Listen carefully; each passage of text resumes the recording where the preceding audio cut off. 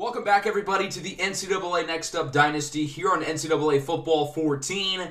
Today, we will be wrapping up the regular season here in year number 4 of the series as we go in through weeks 13, 14, and 15 today. And we'll be wrapping up all of these major in-conference races, which we're going to dive deeper into in just a moment.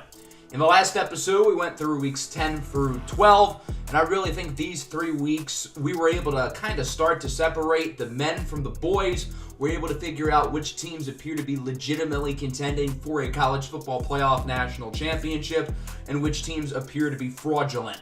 We're going to continue to get more answers today, as by the end of the episode, we will know which teams are playing for their respective conference championships, and the entirety of the regular season will have concluded. So where are we in terms of the poll? We currently only have 3 more undefeated teams left. They are Notre Dame, Texas Tech, and Washington. Who would have guessed this group of 3 at the beginning of the season? Not me. So those 3 teams will look to finish their perfect seasons off today. They each have 2 more games in weeks 13 and 14. Most teams have 2 more games over the last 2 weeks. Pretty much nobody plays in week 15 other than a few small in-conference games, Army-Navy, and Bedlam, and really that's about it. Also, I find this kind of odd, but Georgia is getting votes to be ranked as if they're not like 4 and 6 and awful. But yeah, nonetheless, I found that kind of funny. As for the Heisman watch, we're really starting to get down to figuring out who is legitimately contending for the award, because this year there really haven't been many clear favorites. It's just been a very mumbled race with a lot of different players contending. Currently, Michigan quarterback Callaghan October sits atop, followed by Jared Richardson, Amari August, Yaya Marshall, and Troy Davenport. Let's now dive into these in-conference races before we get to the final few games of the regular season. There are some really interesting in-conference races across the country, so I want to give you guys a good idea of what to watch out for in today's episode and some storylines and some big matchups that you should keep your eyes on. So we will start things off with the power conferences, and we'll open things up with the SEC. This conference is pretty black and white at the moment. Chances are we're going to have a Florida and Auburn SEC championship, and I'd be pretty surprised if we get anything otherwise. The Gators have already clinched their spot in the conference championship because they only have 1 more game in conference against Ole Miss. They have the tiebreaker over Tennessee and Kentucky, so neither of those teams can pass the Gators. So Florida's already going to the conference championship. The game to really watch out for is Tennessee against Kentucky in week 14. Both Tennessee and Kentucky are vying to potentially be an at-large team in the college football playoff, meaning that they would be voted in and not as a conference champion. Kentucky pretty much would have to win out, and that would include beating Tennessee. If the Vols win out, they'll be 10-2, and they would be in a really good spot. As for the SEC West, Auburn has not clinched their spot in the conference championship, but they only need 1 more game in order to do so. They play against Texas, who sucks this week, and then Alabama next week. So if they win one of those games, they'll be good. I think the most compelling matchup is actually this upcoming week between Oklahoma and Alabama. Both teams are 7-3. Both teams don't have a very good shot of making the SEC championship, but both teams are currently on the bubble in terms of being an at-large team in the playoff. I think once you get past 3 losses, it's kind of hard to get in. So this week 13 matchup is really important, and I think the team who loses, their season is basically done. Both teams will have some tough matchups to end the year as well. So as it stands now, I think Florida and Auburn probably make the playoff, and I think one other team does as well. Tennessee has the edge, but it could be Oklahoma, could be Alabama, could be Kentucky even. But those teams at the back end are probably going to need to win out. Let's look at the ACC now. This conference has been a beautiful mess. Everybody in this conference sucks, and because of that, there's like 9 teams who could still win the conference. Currently, Maryland controls their own fate in the Atlantic Division. They play against Syracuse and Rutgers to finish off the season. I think as long as they win one of those games, they will probably go to the conference championship, but there's one problem. In their upset win last week against Navy, quarterback Edwin Jackson got injured, and they're going to hand it over to true sophomore Sonny Gold, who's going to have to take it the rest of the way for the Terps. Again, I think Maryland really only needs to win one of those games because they've got a lot of tiebreakers to their advantage. A big matchup to watch out for is this week between Florida State and Clemson. Both teams have 3 in-conference losses. I think the loser, their season is going to be basically over. They'll have no chance to win the ACC Atlantic, and they'll probably have no chance to get an at-large spot into the playoff. Navy also has 1 more in-conference game. They play against the University of Virginia this week. If Navy wins, then both Florida State and Clemson are eliminated, no matter what the result is of their game. If anyone's going to pass Maryland, Navy is your best bet. As for the Coastal Division, it's a little bit more clear here, but still a beautiful mess. Middle Tennessee State controls their own fate. If they win both games against UNC and Miami, they will move on. Virginia Tech is next in line, followed by Georgia Tech. So again, literally 8 or 9 teams could still win this conference, which is just wild to think about. I don't think there's any way, though, this conference has more than 1 team make the playoffs. I can't see anybody getting an at-large bid unless maybe like Florida State wins out or something and they don't make the conference championship. That's probably the only way, but I'm not counting on that. The Big Ten is on the completely other end of the spectrum because this conference has been really good.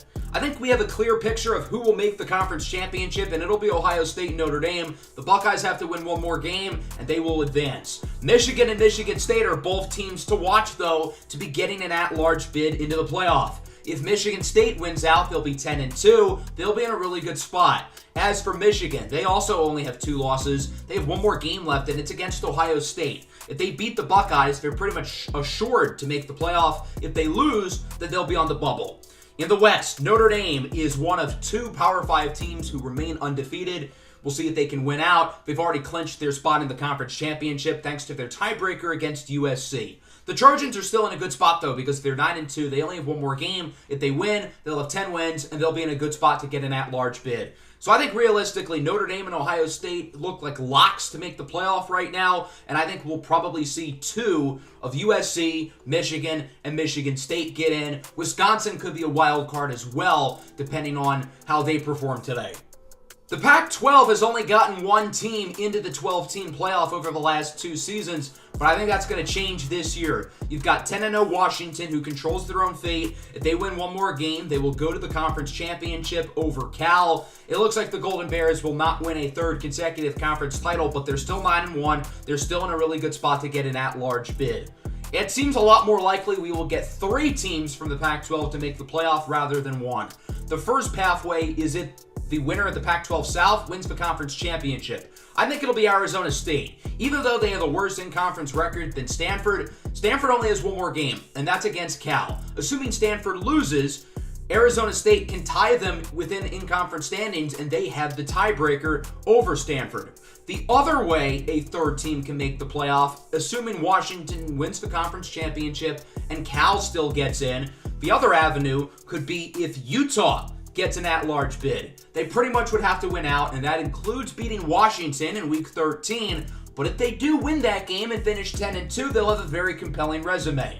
The Big 12 probably will only have 1 team make it. I think chances are we will have a West Virginia-UCF conference championship. If West Virginia beats BYU in Week 13, they will clinch their division. If not, then BYU passes them. As for the Big 12 South, UCF plays against Houston this week for their final in-conference game. If UCF wins, and Houston's 2-8, keep in mind, then the Knights will clinch the South. So we'll probably have West Virginia and UCF in that conference championship, barring some funny business. Let's look at the Group 5 conferences. Remember, the highest-ranked Group 5 conference champion will automatically go to the college football playoff, and right now it feels like Texas Tech is the team to beat. Who could Texas Tech play against in the conference championship? It could be one of any of these teams. Boston College has the slight edge.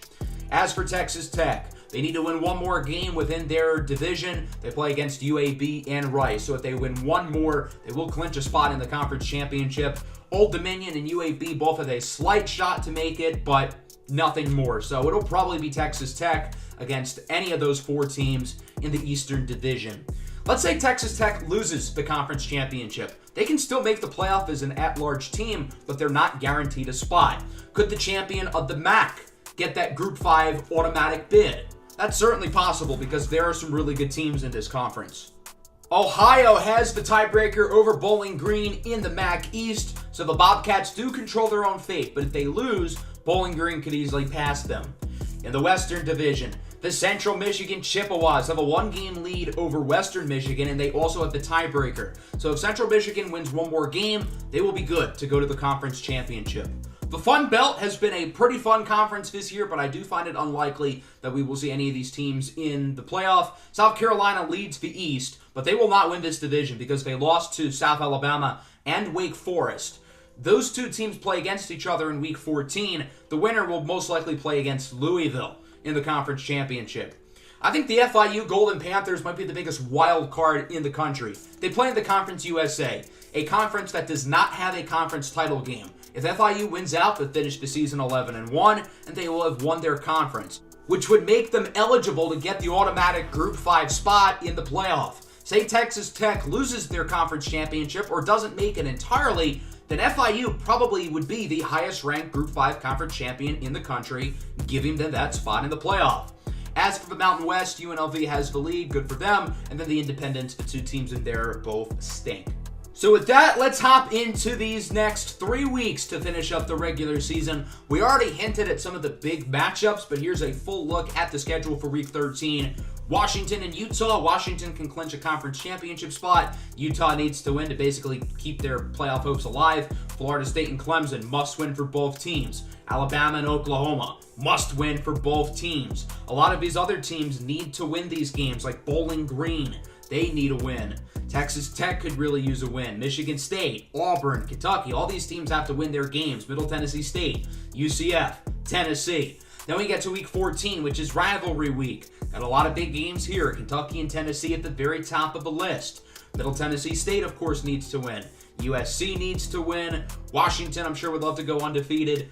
Florida State needs to win, depending on how they play in Week 13. Auburn and Alabama both probably need to win. Michigan certainly needs to win against Ohio State. That's going to be a big challenge for them. And then Week 15, again, pretty small slate, but Army-Navy is always fun. Oklahoma has Bedlam against Oklahoma State, and then FIU plays as well. So let's not waste any more time and hop into Week 13, and we will start with West Virginia and BYU. The winner of this game will most likely win the Big 12 North Division. West Virginia officially clinches it with a win. If BYU wins, they can clinch it with a win next week. So this is obviously a very important game for both teams as they look to make the conference championship. This ended up being a pretty competitive ball game, but the Mountaineers would take this one on the road 20-16. And with that, not only will West Virginia clinch a spot in the conference championship, the chances are they will host the conference championship game at their stadium as well. The Mountaineers improved to 8-3 on this season. Any chance BYU had of winning the conference and going to the playoff is now dead. West Virginia won the Big 12 back in Season 1. They've been pretty irrelevant over the last couple of years, but they are back. I don't think they're as good as they were in Season 1, but this is still a really good team. Next up, we've got Washington and Utah. The pick'em heavily siding with Washington. If the Huskies win this game, they clinch a spot in the conference championship. If Utah wins, then they get a big statement win for their resume. Washington decided to remind everybody why they are ranked so highly, as they completely dominated Utah on the road in a must-win game for the Utes. 52-17 is your final. Big win for the Huskies. They climb up to number 2. They are now 11-0 with an opportunity to finish the season undefeated next week. And more importantly, they have clinched their spot in the Pac-12 championship game. This Washington team is good enough to win a title, and they showed it today why they are one of the best teams in the country. Let's go to the ACC. We've got a must-win game here between Florida State and Clemson. The loser of this game can no longer win the conference, and I think that's the only way either of these teams could realistically make the playoffs. So this game is very important for both sides in what has been a pretty disappointing season for both of these programs. This game ended up being pretty close. Florida State had the lead late. Clemson had an opportunity for a game-winning drive, and running back Aquesto Chigalamoklo would break off a big run to lead the Tigers to the win 28-23.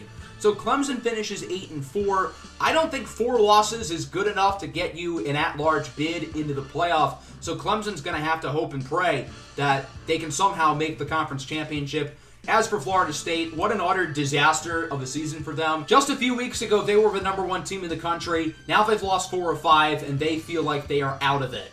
Number 4, Florida has already clinched a spot in the SEC championship, but I'm sure they'd love to help out their resume. help their seeding. And Ole Miss is playing some good football, so this could be a tough game for the Gators, and it would prove to certainly be so. The former Florida State transfer, Evan Reynolds, would lead USC to the surprising upset, 31-17 against the Gators. Again, Florida's already clinched their spot in the conference championship, so it's not that big of a deal. But this could hurt their seeding, and if they lose the conference championship, then it could put them on the bubble of making the playoff. Next week's game against Florida State is certainly a little bit more important now for the Gators, who have less margin for error to work with, but it does still feel like they control their own fate. We've got another must-win game for both sides. Alabama faces off against Oklahoma.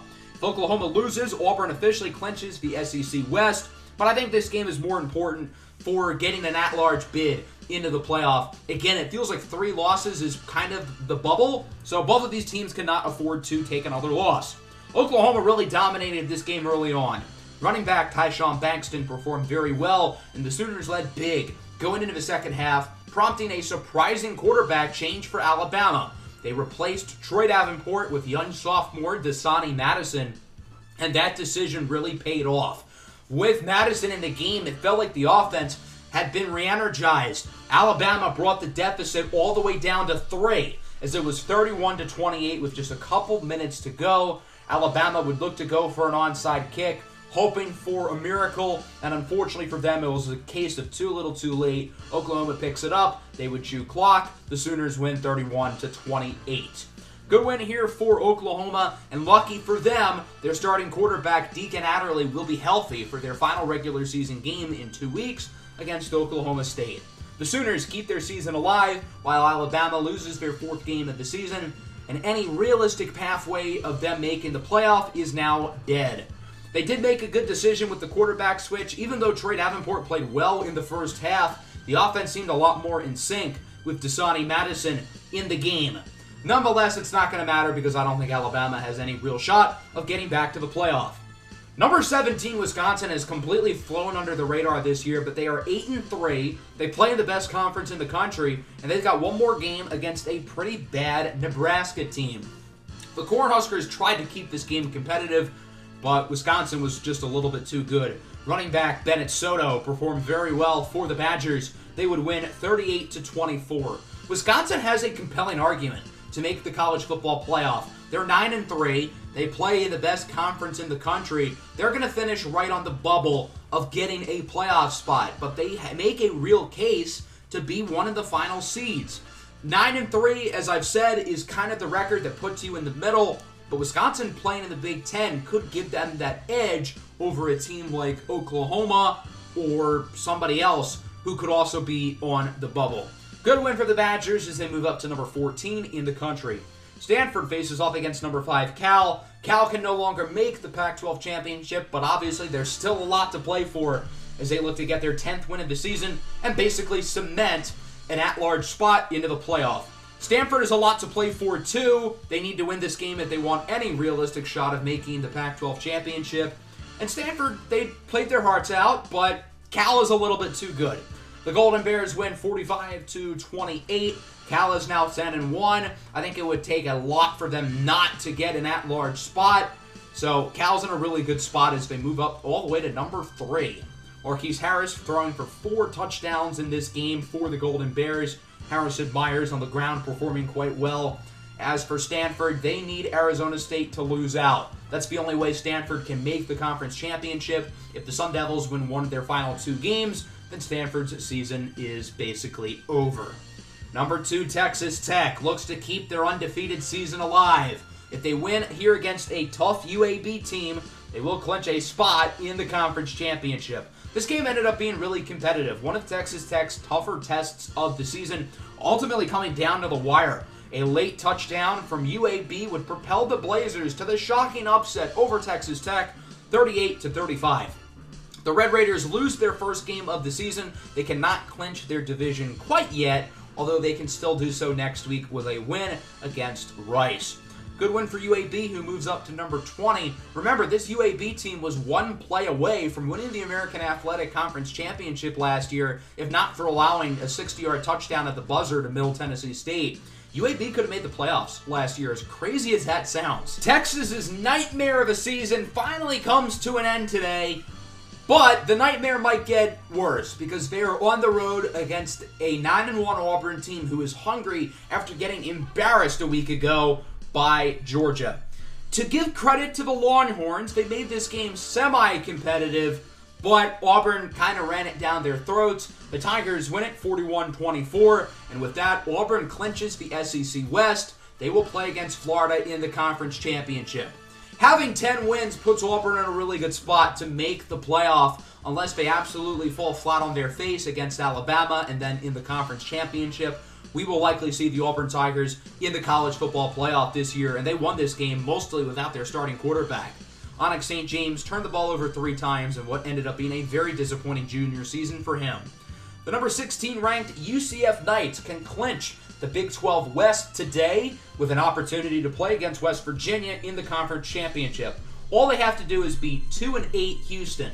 Well, you should have told Houston what was up for grabs for the Knights, because Houston did not make their life easy whatsoever. The Cougars would end up getting the upset 35-29, winning just their 3rd game of the season.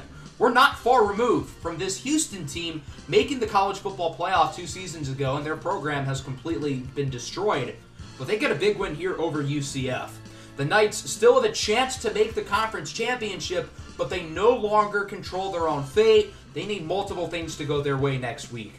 Number 12, Kentucky needs to win this game to pretty much keep any hope of making the college football playoff alive. They're facing off against a Georgia team who's obviously been very disappointing this season, but the Bulldogs have played a lot better over the last few weeks. They would carry their momentum into this game here against Kentucky. It's far too late for the Bulldogs to have any chance of making a playoff run, being 4-6, but you got to give Georgia credit for really putting up a fight here at the end of the year. They win this game 37-24. Georgia is now undeservedly ranked, despite being under 500. Kentucky has lost their 4th game of the season. They do not have a realistic pathway to the college football playoff anymore. I think the biggest winner of this game is probably Tennessee, because now Kentucky's going to have a whole lot less to play for in their matchup next week.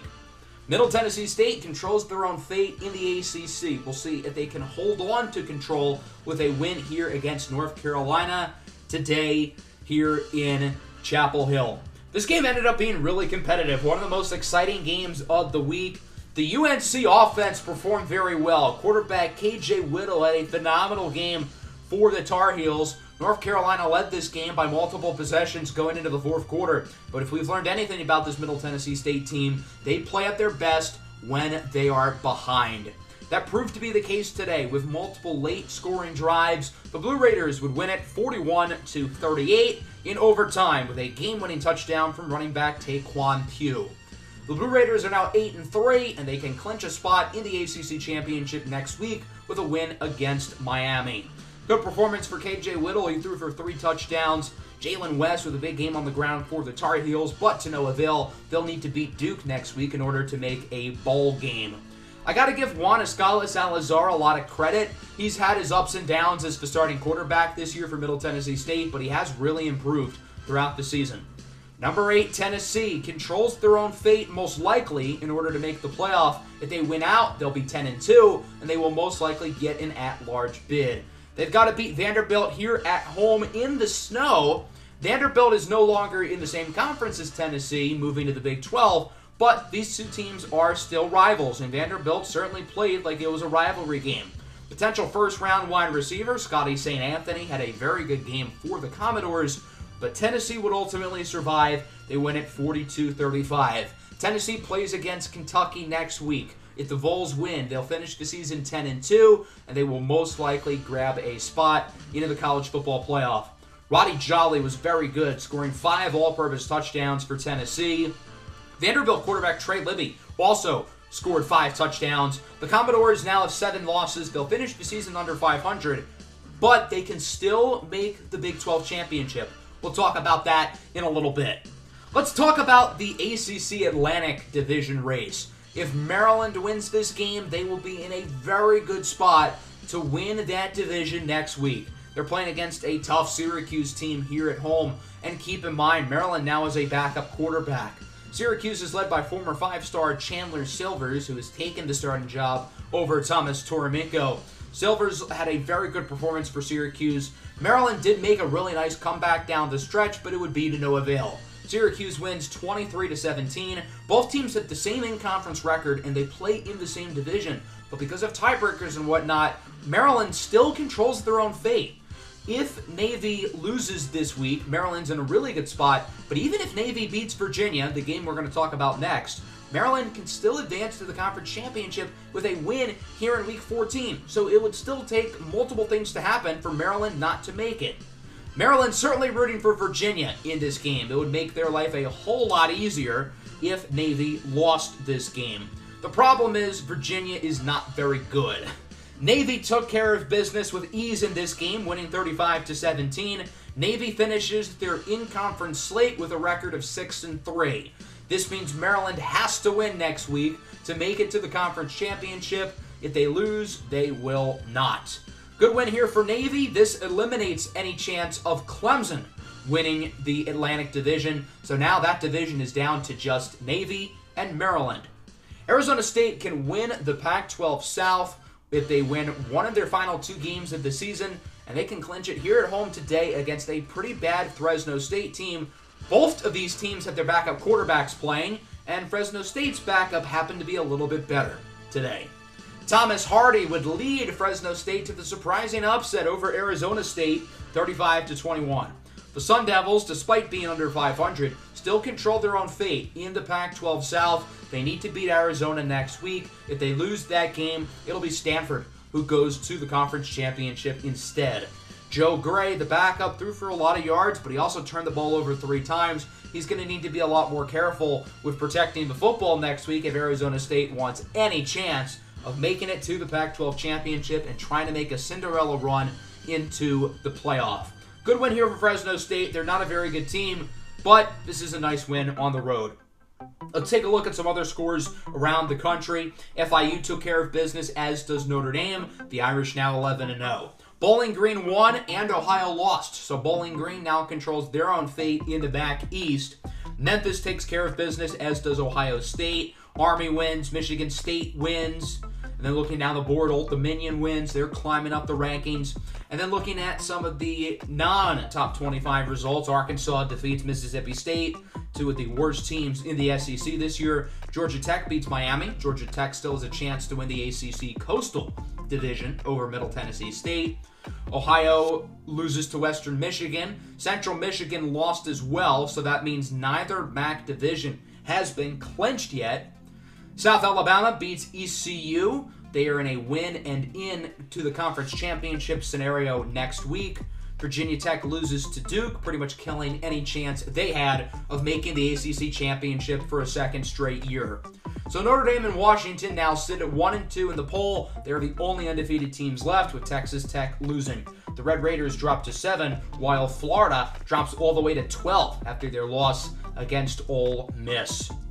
We had plenty of movement towards the back end of the poll as well. UAB is now ranked, as is Georgia, while UCF and Utah will drop out of the rankings. We also have some movement in the Heisman watch as well. We've got a new first place vote getter, and that's Jared Richardson, the running back from Notre Dame. He passes Callaghan October. Yahya Marshall jumps to 3, passing Amari August, while Harrison Myers is now in 5th. Players of the week for Week 13, we've got Buxton Young III, corner from Auburn, and Memphis wide receiver Sam Watson. So before we go into Week 14, we're going to go over some of these in-conference races again. I'm only going to go over the ones that have changed in any way, or if any of the Week 13 results have created some interesting new dynamic. So the ACC, we are now down to 4. In the Atlantic Division, Maryland still controls their own fate. Even though they're listed in 4th, they have all the necessary tiebreakers to win this division. If they win against Rutgers, they will win the division. If they lose against Rutgers, then Navy will win the division. So it's going to be one of those 2 teams from the Atlantic in the conference championship. Clemson, Syracuse, Florida State, Rutgers, they are all out. As for the Coastal, we're down to Middle Tennessee State and Georgia Tech. Georgia Tech has the head-to-head over Middle Tennessee State, so Middle Tennessee State needs to beat Miami this week. If they lose, then Georgia Tech will go to the conference championship. Everybody else is now out. So it's down to Navy, Middle Tennessee State, Maryland, and Georgia Tech in the ACC. Very odd grouping. For the Big 12, the Big 12 North Division went as expected. West Virginia is going to the conference championship. The Big 12 South is a little bit murkier, however. The team who now controls their own fate is TCU. The Horned Frogs play against Oklahoma State this week. If TCU wins that game, they will clinch the Big 12 South. If TCU loses, the next team in line is Vanderbilt at 4-7. They play against a Dad Houston team who just spoiled UCF's season. So if Vanderbilt wins and TCU loses, Vandy will make the conference championship. The next team in line is UCF. They don't have any more in-conference games. Nobody can pass them. UCF beat Oklahoma State earlier in the season, but they lost to TCU and Vandy. So that gives them the tiebreaker over Oklahoma State, and that means Oklahoma State is out despite being probably the best team in this division.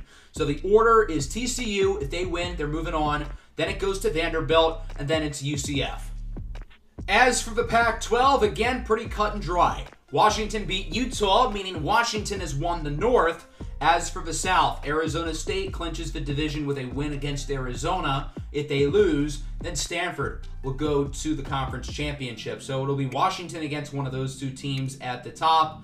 Obviously, Cal's probably going to make the playoff, and if the winner of the Southern Division somehow beats Washington, then they will go to the playoff as well. As for the American, Texas Tech can still clinch the division with a win against Rice. If they lose, it gets a little bit funky. If Texas Tech loses and UAB wins, then we have a three-way tie, because these two teams in Old Dominion have all beat each other. Pause. So Texas Tech needs a win or a UAB loss to advance. So chances are Texas Tech probably moves on. Who will they play against in the conference championship? Well, right now, Army and Boston College are 1-2 in the East, and guess who plays against each other in Week 14? Army and Boston College. The winner of that game will move on to the conference championship. Memphis is 9-2. They're better than both of those teams, but the Tigers' two losses are against Boston College and Army. They chose the wrong two games to lose, meaning they don't have the tiebreaker over either of those teams, so Memphis cannot make the conference championship. I know that's a lot of information to take in, so what I'm going to do here in Week 14 to try to keep things simple is we will go by conference. We're going to cover all the SEC games first, then all the Big Ten first, etc., etc. Some games to look out for. Tennessee and Kentucky. If the Vols win, they'll finish 10-2 with a clear path to the playoff. Cal needs a win. Texas Tech needs a win. UAB needs a win. Middle Tennessee State makes the ACC championship with a win. If they lose, they don't. USC needs a win. Washington's trying to go undefeated. Bowling Green needs a win to move on to the MAC championship. The winner of Boston College and Army moves on to the American championship. Florida needs a win after losing last week. Auburn would love to finish the season 11-1. Michigan State needs a win. Michigan needs a win. Ohio State could use a win to help their resume as well. That would certainly be a resume booster. Notre Dame would love to finish the year undefeated. Old Dominion could use a win. FIU needs a win. Yeah, pretty much all these teams need wins. And then, of course, the ACC and the Big 12 are both very interesting as well. TCU is first in line, then Vanderbilt, then UCF. As for the ACC, the games to look out for are Middle Tennessee State and Maryland. If those two teams win, they are moving on. If they lose, then they cannot go to the conference championship. And then in the Pac-12, Arizona State is the game to watch over there. We're going to start in the SEC, and we're going to start with a banger. Number 6, Tennessee has a chance to win their 10th game of the season and position themselves to be one of the at-large bids into the playoff. Their opponent is Kentucky, a team whose playoff chances took a major hit last week against Georgia, but this is still a rival, and you got to assume Kentucky's still going to play hard, and they sure did. This was a really competitive game. Tennessee would survive, though, 36-29. So with that, Tennessee finishes the season 10-2. They needed to win both games today, and they did.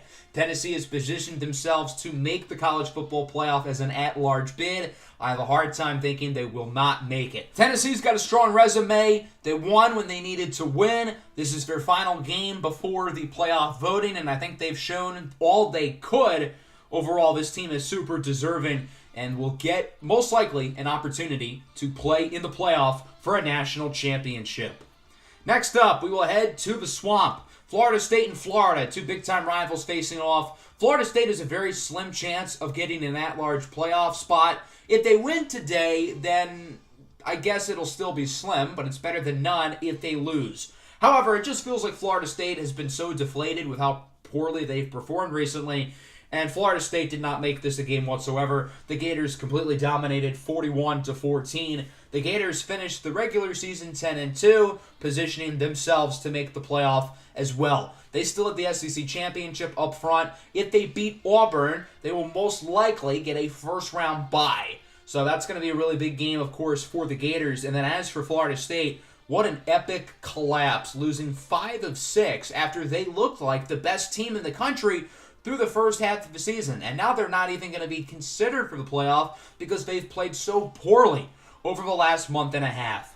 Next up, we've got the Iron Bowl between number 9 Auburn and number 18 Alabama. Similarly to Florida State, any slim chance Alabama has left of making the playoff, which is already super low to begin with, is on the line today against Auburn. This is, of course, a rivalry game, but similarly to Florida State, I feel like Alabama just kind of went into this game deflated. They feel like their season's over, and that reflected in their performance today.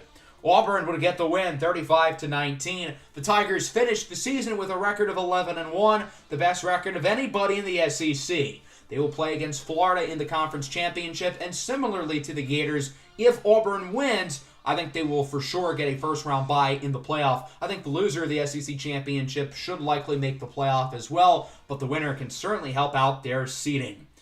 So those are the SEC games we're going to cover. In the other matchups, Georgia beat Georgia Tech. The Bulldogs win 4 in a row to get to 500 and clinch a bowl. LSU also clinches a bowl by beating Arkansas, and Ole Miss is now ranked as they beat Mississippi State. So we will have a Florida and Auburn SEC championship. Tennessee ran the table. They will probably make the playoff as well. So I think it's very likely those 3 teams will make it. And I think Oklahoma has a chance as well. They've got to beat Oklahoma State next week, but if they do, they'll finish 9-3. They'll be right on the bubble. Let's go to the Big Ten now. We will start with number 5, Michigan State. They're in the exact same position that Tennessee's in. They need to get their 10th win of the season to really put themselves in a good spot to make the playoff. Lucky for them, they're pacing off against a not-so-good Penn State team, and the Spartans would pretty much dominate here. They would win 45-14. So Michigan State, just like Tennessee, finishes the season 10-2, and again, it does feel like they will make the college football playoff. The resume, their record speaks for itself. Michigan State is deserving of this opportunity. At the beginning of the season, Michigan State was not really on anybody's radars, and I told you guys this is a team who could surprise some people, so keep your eyes open, and I ended up being very correct about that. Jay Jordan throws for 4 touchdowns, continuing to cement himself as a potential Heisman candidate, and possibly the first quarterback off the board in this year's NFL draft. As for Penn State, bad season. Let's move on. We've got the game. Number 4, the Ohio State University looks to win their 11th consecutive game as they face off against the University of Michigan. The Wolverines are in the same spot that Michigan State and Tennessee are in. Win number 10 would be very nice to help them make the playoff, but unfortunately they ran into maybe the best team in the entire country. Mookie Davis scored 5 times for the Buckeyes, and they would win comfortably 49-24. Ohio State finishes the regular season 11-1. As for Michigan, they are 9-3. They will be on the bubble in terms of making the college football playoff. Hypothetically, they could get voted in over 10-win teams, but I do find that to be a little bit unlikely. I think Michigan's basically in the same situation that Oklahoma was in last year. They have 9 wins, but they're really good, and I feel like they could make a run. As for the Buckeyes, 11-1, they're really good. They led the country in point differential. I feel like Ohio State just very quietly was even better than they were last year. We just didn't really talk about them a whole lot because they didn't have many interesting games. They blew everybody out who they played. Number 8, USC, also is 9-2. If they can get win number 10, they can likely put themselves in a golden position to get an at-large spot into the college football playoff. They're facing against a tough rival in UCLA, but the Trojans really ran it down their throat. Running back Monty Bradley scored 3 times, and USC would get the win 45-24. So USC joins teams like Tennessee, Michigan State, and Cal, all teams who have double-digit wins, who will not be playing in their conference championships, but have a really good opportunity to get into the college football playoff. USC obviously made the playoff last year by winning the Big Ten. They got humiliated in the Rose Bowl, so they're looking for round 2 if they get voted in, which I do feel is pretty likely. Amari August has had his ups and downs at the quarterback position, but he is a dynamic playmaker, and I think this USC team has the ceiling to win a national championship. Notre Dame will look to finish the regular season ranked number 1 and undefeated. The final team on their schedule is Stanford. Stanford can clinch a Pac-12 championship spot today, although the result of this game will not matter. And that is good news for Stanford because they're playing against arguably the best team in the entire country. The weather is rainy, and this game ended up being kind of ugly. Notre Dame did not necessarily impose their will on Stanford, but we did see a potential Heisman-esque performance from the Heisman favorite, Jared Richardson. The Fighting Irish would win 24-12 as they finish the season with a record of 12-0. They will finish undefeated as they prepare for the Big Ten championship against Ohio State. The winner of that game very well could get the number 1 overall seed in the entire college football playoff. The loser will certainly make the playoff as well, but I'm sure Notre Dame would love to get that number 1 seed, although Ohio State is really, really good. So that's going to end up being a super fun game. I think Baz Boyd will need to throw for more than 29 yards in order for the Fighting Irish to win that one. Looking at some other scores, Oregon State upsets Oregon in the Civil War. The Beavers are now ranked while the Ducks drop out. Purdue finishes the season 0-12, not good. Iowa with a win. Northwestern beats Illinois to clinch a bowl. And then Old Dominion climbs up to 13 as they beat Pitt. So we're going to have Notre Dame and Ohio State in the conference championship. There's an argument that these are the 2 best teams in the entire country. As for the other teams who could make the playoff, USC and Michigan State are in a good spot, while Michigan and Wisconsin are on the bubble. I think we're probably going to have 4, maybe 5 teams from this conference in the playoff. Number 7, Texas Tech can clinch a conference championship appearance with a win against the Owls of Rice. Texas Tech lost last week. They didn't play their best ball. And again today, Texas Tech looked really shaky. Had the Red Raiders peaked? Well, luckily for Texas Tech, they would have a good second half and win the game 23-17. Texas Tech will finish the regular season with a record of 11-1, and they will officially clinch a spot in the conference championship over Old Dominion and UAB. Still, I feel like Texas Tech is not playing their best ball at the moment, and there is a real shot that they could lose the conference championship against the winner of the Boston College and Army game, which we're going to be covering in just a moment. Luckily for Texas Tech, they will have the conference championship in their home stadium, so that's going to make things a little bit easier for them. But they have not played their best ball over the last few weeks, and they're going to have to pick it up against a really good team from the American Athletic East. But which one is it going to be, Boston College or Army? 2 rivals from the northeast region of the United States facing off here at the West Point Stadium. Army's ranked number 24, Boston College, a tough team as well. Both of these teams had their backup quarterbacks play, and it would be Isaac Warkener, the backup for Boston College, leading the Eagles to the win over Army, 41-24 on the road. So it'll be Boston College and Texas Tech in the American Athletic Championship. 2 reject Power 5 teams who have joined the American and have completely revamped their programs. The Eagles go up to the 21st spot in the rankings while Army drops out. To be fair to Army, they did not have their starting quarterback today, but neither did Boston College. Their regular starter, Ryan McTavish's status is questionable for the conference championship game. So if he's unable to go, Isaac Warkener, who played pretty well today, will be the guy for Boston College. As we take a look at the scores around the conference, UCF beats their rival USF. Obviously, UCF has bigger things to worry about in their own conference. Kansas over Southern Miss. SMU beats UAB, so Texas Tech would have made the conference championship with a loss anyway. UConn beats Memphis, and then Florida Atlantic beats FIU. We're going to talk about that game a little bit later and its overall significance. So in the conference championship, we will have Boston College and Texas Tech. If the Red Raiders win, they will be the highest-ranked Group 5 conference champion, and thus they will make the playoff. If Boston College wins, there's a chance that highest-ranked Group 5 team could be them. Boston College still has a very real pathway to the playoff. Let's go to the MAC now. Bowling Green controls their own fate in the MAC East. If they win this game, they will go to the conference championship in Detroit. They're facing off against a stingy Akron team looking to advance to a bowl game as they're 5-6. And ultimately, this game ended up being a blowout in the snow. But not the blowout you would have expected. You'd think a team like Bowling Green in a must-win game would perform well. They lost 37-0. To make matters worse, Ohio ended up winning their game. So the Bobcats and Bowling Green have tied for the best record in the MAC East. But Ohio has the tiebreaker. So the Ohio Bobcats will be going to the conference championship over Bowling Green thanks to the fact that they lost 37-0 at home in a must-win game against a fringe bowl team. Not good, Bowling Green. They finished 9-3. Still a good season, but not as good as last year. Central Michigan's the other team in the MAC who controls their own fate in the MAC West. They're facing off against 1-10 Ball State here at home.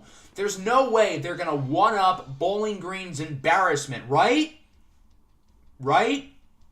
Well, one-win Ball State ended up winning this game, 17-14 over Central Michigan. I don't know what's more embarrassing, losing at home 37-0 in a must-win game, or losing at home 17-14 in a must-win game against a team who is now 2-10. The team who Central Michigan then would have needed to lose, Western Michigan, ended up winning. So Western Michigan will make the conference championship instead of Central Michigan. All Central Michigan had to do today was win one game. They lost both of them and will not go to the conference championship as they completely shoot themselves in the foot. So Western Michigan and Ohio State get some luck. They won, which I can't say the same about Bowling Green and Central Michigan. So it'll be Western Michigan and Ohio in the conference championship. This is a rematch of the MAC championship from season 1, a game that Ohio ended up winning over the Western Michigan Broncos. With all of these MAC teams kind of falling on their face, I don't think we will see a MAC team in the playoff, although that was already very unlikely to begin with. Next up, we've got the Fun Belt East de facto championship between South Alabama and Wake Forest. The winner will play against Louisville in the Fun Belt Championship. Despite this game being at the Demon Deacon campus, the Deacons were not very demon-like. They ended up getting killed by South Alabama 37-10. The Jaguars finished 7-5. They will move on to the conference championship. They finished with the same in-conference record as South Carolina, but with the head-to-head tiebreaker, they will move on and play Louisville. Again, I don't think South Alabama or Louisville has a chance of making the college football playoff, but I do think that's going to end up being a really fun game. So here are the other results in the Fun Belt. Louisville wins their final game. They're 8-4 overall, 7-1 in conference. Louisville and South Alabama should be a really fun game. Two very intriguing offenses facing off against each other. Two very talented quarterbacks with Chris Gruber for South Alabama and then Prince Parks, the 4-year starter from Louisville. So I'm curious to see who ends up winning that game. Let's go to the Pac-12 now. We will start with Cal. They face off against Boise State. If Cal wins this game, they will finish 11-1 and position themselves to pretty comfortably get an at-large spot in the playoff. If they lose, they'll be 10-2, and it'll be a little bit murkier. This game ended up being a lot closer than it should have been for the Golden Bears. They would get the win, 44-38 over Boise State on the blue turf. So Cal finishes 11-1, with their one loss being a close game against an obviously very good Washington team. So I think Cal will very comfortably get a playoff spot. There's a good chance they are the highest voted at-large team in the entire group. It'll be interesting to see between teams like them, Michigan State, USC, Tennessee, how the vote ends up falling. The Washington Huskies has a chance to be one of just two teams in the entire country to finish the regular season undefeated. Their final game of the regular season is here at home against Washington State, their rivals in the Apple Cup. The Huskies would get another dominant win, 41-10, and Washington will join Notre Dame as the only teams to finish the regular season undefeated with a record of 12-0. Washington could lose by 100 in the conference championship, and they'd probably still make the playoff. That's how good of a position they are in. I'm confident they're not going to lose by 100, though, because they're going to play against either a very mid-Stanford team or a very mid-Arizona State team. So Washington's got a real shot to finish the season undefeated, and they could make a strong case to be the #1 overall seed in the entire playoff. Let's find out who will they face off in the conference championship game. If Arizona State wins, it'll be Arizona State. If they lose, then it will be Stanford. The Sun Devils could have clinched last week and lost to Fresno State. Now they're facing off against a not-so-good but tougher Arizona team. The Sun Devils saw what was up for grabs, and they took advantage this week, winning pretty comfortably, 47-17. So we will officially have a Washington and Arizona State Conference Championship, the total definition of David and Goliath. But we have seen some surprising conference championship results in this series, and if Arizona State wins that game, at 7-6, they would go to the college football playoff, which is pretty hard to believe. But I think Arizona State's a talented team. I think Washington's going to win that game, but I think Arizona State could make it competitive. I don't think it's going to be a total blowout like a lot of people would probably expect. Here are your other Pac-12 scores. Hawaii beats Fresno State. Utah beats Colorado. Utah finishes 9-3. They're on probably the edge of the bubble for the playoff. They don't have that good of a chance, but I suppose they have a chance. So Washington and Arizona State officially face off in the conference championship. Cal is basically a shoo-in for the playoff, as is Washington. But if Arizona State wins, we will likely have 3 Pac-12 teams in the playoff. Let's go to the ACC now. Maryland controls their own fate. They play against a good Rutgers team. If Maryland loses, Navy goes to the ACC championship. If Maryland wins, they will go to the ACC championship. Rutgers is a good team, though. They had the same record as Maryland, but what they have that Maryland doesn't is a healthy starting quarterback, and that ended up being the difference here. Rutgers wins at 45-33. Maryland only needed to win one game today to clinch a spot in the ACC championship. They end up going 0-2. So the Cinderella run for Maryland comes to an end, and Navy will be back in the ACC championship for a second straight year. Who will they play against? If Middle Tennessee State wins this game, it'll be Middle Tennessee State. If they lose, it'll be Georgia Tech. Middle Tennessee State is facing off against a tough Miami team here in Murfreesboro, Tennessee. The Blue Raiders know what is up for grabs, and they did not let up. The Blue Raiders set the tone early, and they really played well in this game, winning 37-14. So Middle Tennessee State, in their first ever season in the ACC, will go to the conference championship against Navy for a spot in the playoff on the line. You got to give Middle Tennessee State credit. They were probably the best team in the ACC throughout the regular season in just their first ever season in the conference. That's more so because the ACC was utter garbage this year, but shout out to Middle Tennessee State for being the least garbage.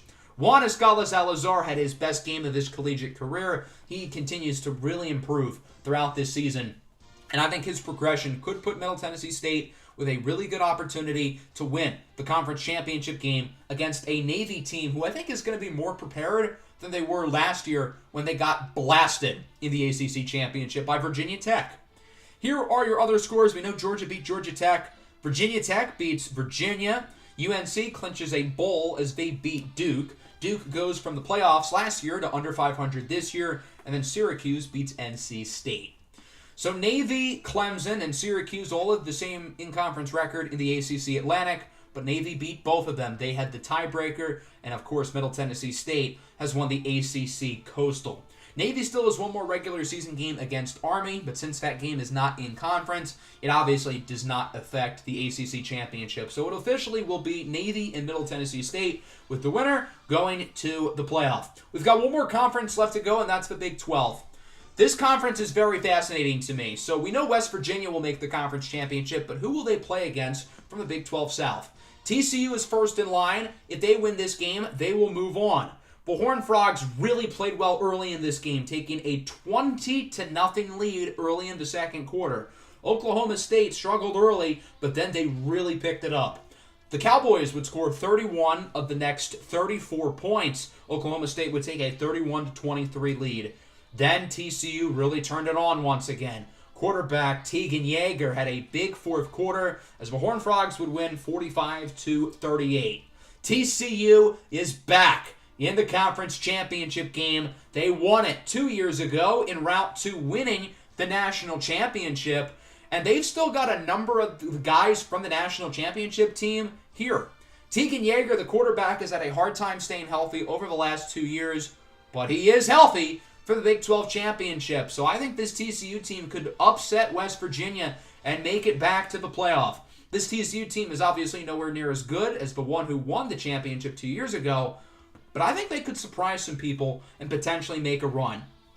Vanderbilt hilariously lost to Houston anyway, so had TCU not made the comeback against Oklahoma State, it would have been UCF in the conference championship because Vanderbilt is an unserious football program. BYU beats Cincinnati, West Virginia beats Iowa State, Baylor beats Kansas State, Iowa State and Kansas State each finished 2-10, and then Missouri loses to their non-conference rival, Texas A&M. So we've got a West Virginia-TCU conference championship. The game will be in Morgantown, West Virginia. The Mountaineers are the better team, but we know TCU is at their best in big games. But again, it's a very different team to what we saw 2 years ago who won the national championship. I do briefly want to look at the FIU game in the Conference USA. They played against Florida Atlantic here. And as we've talked about with FIU, they have a path to the playoff, and that path is a lot less clear with losing to Florida Atlantic today, 26-24. Now, FIU can still make it, but they're in a little bit of a sticky situation. They now have 2 losses, and if Texas Tech loses the conference championship against Boston College, there is a chance that FIU is the highest-ranked Group 5 conference champion, and they could make the playoff. So FIU is definitely rooting for Boston College, but they don't want Boston College to win by too much because Boston College could also hypothetically pass FIU in the rankings, and Boston College could get the Group 5 automatic spot in the playoffs. So it's kind of a tricky situation. The Golden Panthers could have made their lives a whole lot easier had they won today, but Jimmy Jenkins, the star quarterback, did not play all that well for his standards, only completing 34% of his passes. FIU's going to need to win next week in order to keep any hope of making the playoff alive. They should still win the Conference USA. They actually already have clinched it, so that does make FIU eligible for the playoffs since there's no conference championship. UNLV has won the Mountain West. They are also technically eligible to be the Group 5 rep in the playoff, but I'm going to tell you right now, I don't think they will be. So let's take a look at the polls. We don't have a ton of movement at the top. Pretty much everybody at the top of the list won. Teams like Tennessee, Michigan State, USC, Cal, teams like that who were expected to win and needed to win ended up winning, as they should have. So because of that, there's not a whole lot of movement at the top. Auburn jumps USC. That's the only change in the top 10. But after that, we've got a whole lot of movement with a bunch of teams entering the poll. Utah, West Virginia, Boston College, Ole Miss, Navy, and Oregon State are now all ranked. Wow, that means we're going to have a bunch of teams dropping out of the poll. Oregon, Alabama, UAB, Bowling Green, Army, and Kentucky are now unranked. Most of those teams are not even getting votes, period. So a lot of movement here at the back end of the poll. We had some crazy results within some of these crazy in-conference races, and we now know who will be playing in all of the conference championship games. Jared Richardson is still first for the Heisman. The only change in the top 5 is Yahya Marshall climbing up to second, passing Callaghan October. As for your players of the week, for week 14, it'll be Barrett Peoples of Oregon State and Torrey Chester, the starting quarterback of Nevada. So that'll bring us into week 15. 90% of teams are done their seasons. All major in-conference games, other than like Florida International, those are over.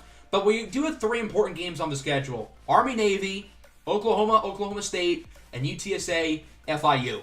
We will start with the Army-Navy game. Normally we watch this game in full because I'm trying to test out like sliders and whatnot for the conference championship games and eventually the college football playoff.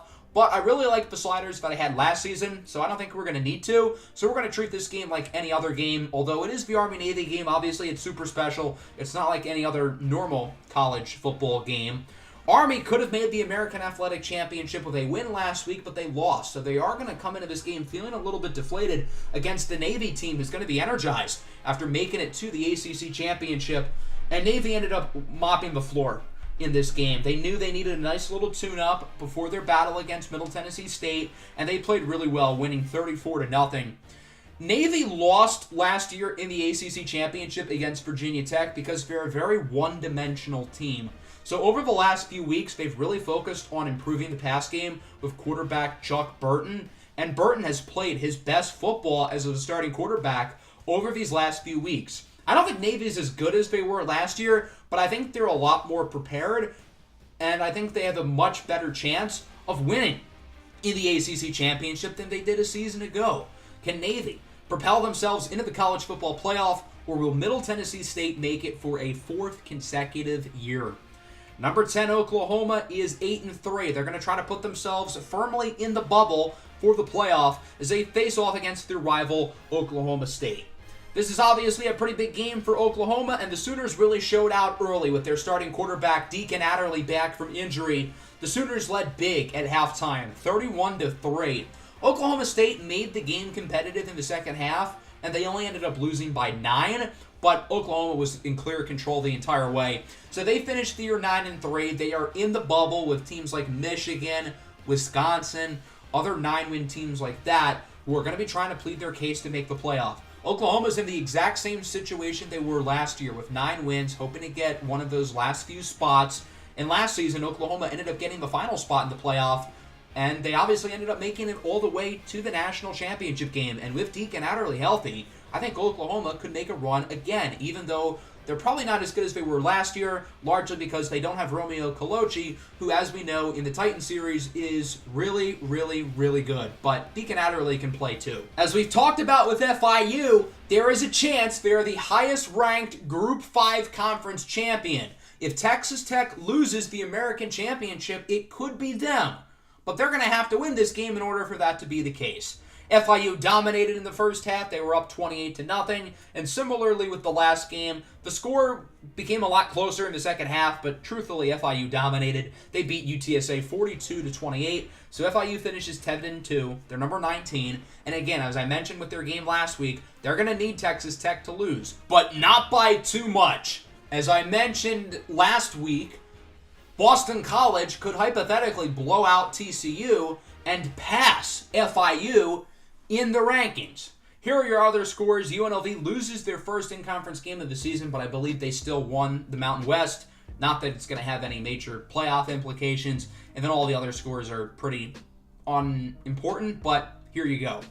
So since the 3 ranked teams who played this week, Oklahoma, FIU, and Navy, all won, we're not going to have anybody drop out of the rankings, and none of those 3 teams moved up. They all stayed exactly where they were, so we have no movement whatsoever in the poll. It's exactly what it was last week. So these will be the polls going into Conference Championship Week, and this will be our final opportunity to get a look at these teams and try to figure out who deserves to make the playoff. Obviously, as you guys know, you guys are the ones who are voting for the teams who make the playoff and their seeding. The Heisman race also with no change. Again, you guys will be voting for the Heisman. Players of the Week for Week 15, Mitch Godfrey of North Texas and Bobby Robinson of Western Kentucky. So let's look at our 8 conference championship games. The highest-ranked Group 5 conference champion will go to the college football playoff. And in the Group 5 conference championships, we have South Alabama and Louisville from the Fun Belt. In the American Championship game, we have Boston College and Texas Tech. If Texas Tech wins, they will be the highest-ranked Group 5 team. If Boston College wins, it could be them. And then in the MAC, we have Ohio and Western Michigan. Every Power 5 conference champion is also guaranteed to go to the playoffs. We've got Florida and Auburn in the SEC, Arizona State and Washington in the Pac-12, Middle Tennessee State and Navy in the ACC, Ohio State and Notre Dame in the Big Ten, and then TCU and West Virginia in the Big 12. Again, all 5 Power 5 conference champions will automatically go to the college football playoff, and you guys will help determine their seeding. So that'll wrap up today's episode. I know it was a long one, a little over an hour, but we had a lot of stuff to get through. We now know the conference championships. We know what is up for grabs here going into the college football playoff. I hope everybody enjoyed the episode. Make sure to leave a like and subscribe to the channel. If you are new, peace out.